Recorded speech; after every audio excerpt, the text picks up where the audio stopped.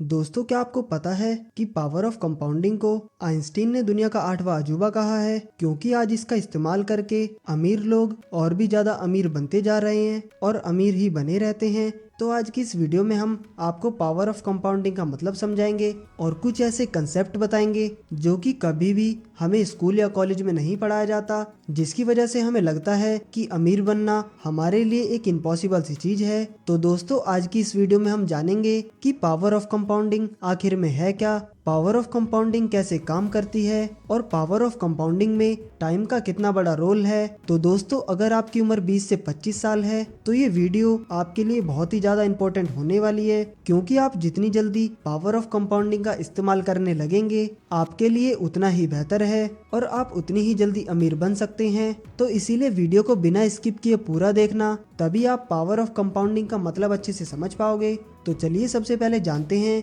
कि power of compounding है क्या। What is the power of compounding. इसे समझने के लिए हम एक एग्जांपल लेते हैं। मान लो दो दोस्त हैं, पहले का नाम है हर्ष और दूसरे का नाम है अमित, और दोनों की ही एज 20 साल है। दोनों ने ही खूब पढ़ाई की और अब उन दोनों को एक मल्टीनेशनल कंपनी में जॉब ऑफर होती है। वो दोनों दोस्त कॉन्ट्रैक्ट पर उस कंपनी में 2 साल के लिए सेलेक्ट हो जाते हैं। दोनों ही बहुत खुश होते हैं और दोनों ही एक्साइटेड भी होते हैं। तो कंपनी में बॉस उन्हें सैलरी डिस्कस करने के लिए बुलाता है और दोनों को ही 2 ऑप्शन देता है। पहला है अगले 2 साल के लिए पर मंथ 1 लाख की सैलरी ले सकते हैं, और दूसरा ऑप्शन है वो 1 रुपया पर मंथ की सैलरी ले सकते हैं। और फर्क इतना होगा कि दूसरे वाले ऑप्शन में उनकी सैलरी हर महीने 2 साल तक के लिए डबल होती रहेगी। मतलब कि पहले महीने में उन्हें 1 रुपए मिलेंगे, दूसरे महीने में 2 रुपए मिलेंगे, और तीसरे महीने में 4 रुपए मिलेंगे, और चौथे महीने में 8 रुपए मिलेंगे। अब हर्ष यहाँ पर फर्स्ट वाला ऑप्शन चूज कर लेता है, क्योंकि उसे 1 लाख रुपए पर मंथ की फिक्स सैलरी दिखाई दे रही थी। पर यहाँ पर अमित दूसरा वाला ऑप्शन चुनता है,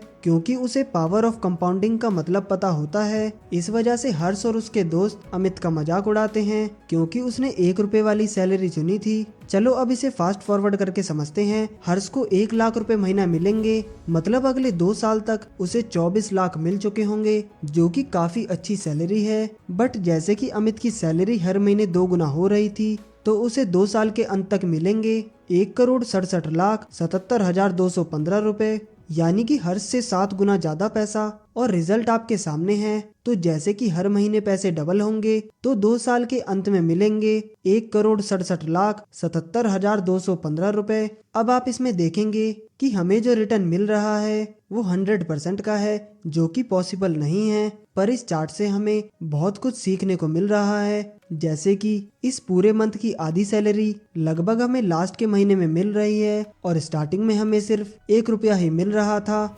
इसीलिए स्टार्टिंग में हमें इतना अच्छा पैसा नहीं दिखाई देता, और कुछ लोग इसे समझ ही नहीं पाते हैं और वो गिव अप कर देते हैं। पर अगर आप लॉन्ग टर्म में देखो तो आपको पता चलेगा कि पावर ऑफ कंपाउंडिंग की ताकत आखिर होती क्या है। तो चलिए दोस्तों, अब हम पावर ऑफ कंपाउंडिंग को और आसान भाषा में समझते हैं, कंसेप्ट ऑफ कंपाउंडिंग। तो चलिए वापस से एक एग्जांपल लेते हैं। वही दोस्त हर्ष और अमित, और अब दोनों 2-2 लाख रुपए इन्वेस्ट करते हैं, और ऐसी जगह इन्वेस्ट करते हैं जहां से उन्हें 15% का ईयरली रिटर्न मिल रहा है। तो साल के एंड में उन्हें मिलता है 30,000 का रिटर्न। अब हर्ष को तो आप जानते ही हो, वो उन 30,000 को विड्रॉल कर लेता है और एक नया फोन और कुछ शॉपिंग करता है, और उन 2 लाख को वापस से इन्वेस्ट कर देता है, क्योंकि वो अभी तक कंपाउंडिंग की पावर से अनजान था। और अमित ने उन 30,000 रुपयों को उसमें ही इन्वेस्टेड रहने दिया और विड्रॉल नहीं किया, और अगले साल उन्हें फिर से 15% का रिटर्न मिलता है। हर्ष उन्हें फ्री मनी समझकर फिर से शॉपिंग और ऐसे ही मजे में उड़ा देता है। लेकिन अमित को सेकंड ईयर में 30,000 की जगह 34,500 रुपए का रिटर्न मिलता है, क्योंकि उसने अपने 30,000 को इन्वेस्टेड ही रखा था। तो अमित को उन 30,000 रुपयों पर भी रिटर्न मिला है, इसीलिए उसको सेकंड ईयर में 4,500 रुपए का ज्यादा रिटर्न मिला है। तो दोस्तों, अब आपको यहाँ तक तो सब समझ आ ही गया होगा, और आपको ये अमाउंट ज्यादा बड़ा नहीं लग रहा होगा, और आपको पता है कि आप इससे तो अमीर नहीं बन पाओगे, अब फास्ट फॉरवर्ड करके आगे समझते हैं। तो मान लो कि 15 साल निकल गए। हर्ष हमेशा की तरह अपने 15% को विड्रॉल कर लेता है और अपने शौक में उड़ा देता है। और जैसे कि आपको पता है कि अमित अपने 15% को वापस से री इन्वेस्ट कर देता था, तो अब 15 साल बाद अमित को रिटर्न मिलेगा 2,12,271 रुपए का। यानी कि जहां हर्ष को अभी 30,000 रुपए सालाना का रिटर्न मिल रहा है, वहीं अमित को सालाना का 2,12,271 रुपए का रिटर्न मिल रहा है। जहां हर्ष का अमाउंट अभी 2 लाख रुपए ही है, वहां अमित का अमाउंट हो गया है 16,27,416 रुपए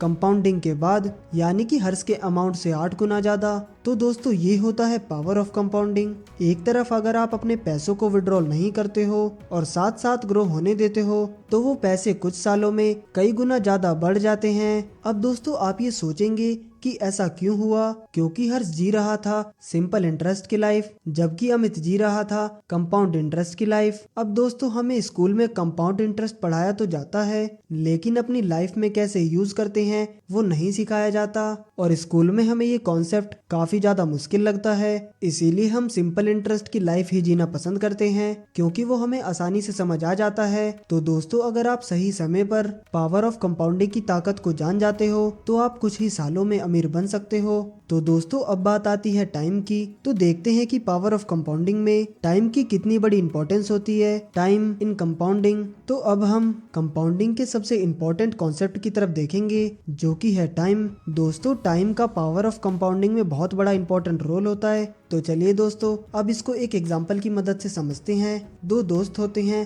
पहला है हर्ष, जिसे कि आप अभी तक जान ही गए होंगे, और दूसरा है राहुल। तो अभी 5 साल बीत चुके हैं। तो अभी हर्ष की एज हो गई है 25 साल और राहुल की एज हो गई है 30 साल। दोनों सोचते हैं कि हमें अपने पैसों को इन्वेस्ट करके अपनी नेटवर्थ को बढ़ाना चाहिए। दोनों अपने पैसों को इन्वेस्ट करने का सोचते हैं और उनका टारगेट है 40 की उम्र तक पैसा इकट्ठा करना। और अब हर्ष अपनी गलतियों से सीख चुका है। वह 25 साल की एज में ही इन्वेस्ट करना शुरू करता है, क्योंकि उसे पावर ऑफ कंपाउंडिंग का मतलब समझ आ गया होता है। तो दोनों 20,000 रुपए पर मंथ के हिसाब से इन्वेस्ट करना शुरू कर देते हैं। तो जैसा कि हमें अभी पता है कि हर्ष की एज 25 साल है, जबकि राहुल की एज हो चुकी है 30 साल। दोनों की एज में 5 साल का फर्क है। हर्ष ने अपने पैसों को 15 साल तक इन्वेस्ट रखा, जबकि राहुल ने अपने पैसों को 10 साल तक इन्वेस्ट रखा, और इन दोनों को हर साल का रेट ऑफ इंटरेस्ट मिल रहा था 12% का। तो चलिए अब इस चार्ट को देखते हैं। हर्ष अपनी लाइफ में अब तक इन्वेस्ट करता है 36 लाख, जबकि राहुल इन्वेस्ट करता है 24 लाख।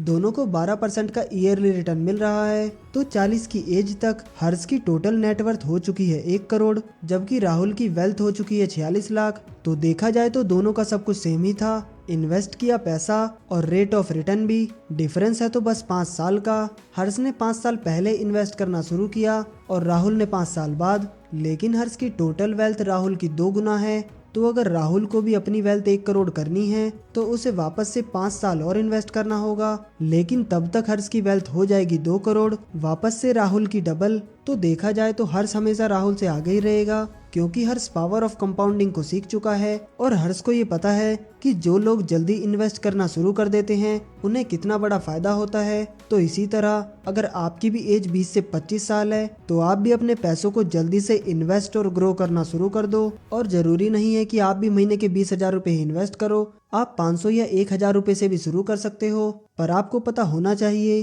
कि कंपाउंडिंग कैसे काम करती है। स्टार्टिंग में आपकी ग्रोथ बहुत कम ही होगी, इसके चलते आपको लगेगा हमारी वेल्थ बढ़ भी रही है या नहीं। पर अगर आप वेट करोगे और अपने पैसों को ग्रो होने दोगे, तो आप कुछ ही सालों में एक बहुत ही बड़ा डिफरेंस देखोगे। इसीलिए जितना जल्दी आप स्टार्ट करोगे आपके लिए उतना ही बेहतर है। तो अगर आप अभी 20 साल की एज में हो और आप किसी ऐसे आदमी को देखते हो जो 50 साल का है और उसके पास बहुत ज्यादा पैसा है, तो इसका मतलब ये नहीं है कि वो आपसे ज्यादा अमीर है, क्योंकि अभी आपकी लाइफ स्टार्ट हुई है और आपकी एज भी उससे 30 साल कम है। और हो सकता है कि जब तक आप उसकी एज तक पहुंचोगे तो शायद आप उससे भी आगे निकल जाओगे। इसीलिए टाइम का बहुत बड़ा रोल होता है। तो अगर आप कहीं से 10 या 15% का रिटर्न कमा लेते हो और उससे शॉपिंग और आईफोन खरीदने की जगह उसे वापस से इन्वेस्ट कर दो। तो दोस्तों आई होप आपको इस वीडियो से कुछ ना कुछ सीखने को तो जरूर मिला होगा। तो अगर आपको वीडियो अच्छा लगा हो तो वीडियो को लाइक करें और चैनल को सब्सक्राइब करना ना भूलें। आपका कीमती समय देने के लिए धन्यवाद।